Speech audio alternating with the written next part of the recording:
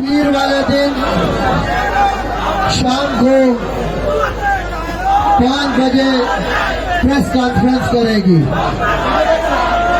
और उस press conference में अपना अगला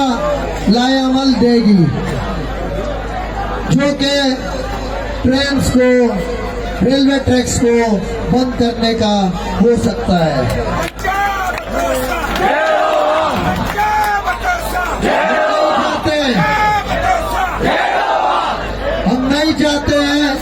हम नहीं चाहते हैं कि हम कोई ऐसा कदम उठाएं जिससे हमारा वफाक कमजोर हो। हमारा मकसद सिर्फ एक है कि ये जो 6 कैनाल्स हैं, जिनकी वजह से इस टाइम पूरा सिंध सरापा एहतिजाज है और इस टाइम पे एक बड़ी तादाद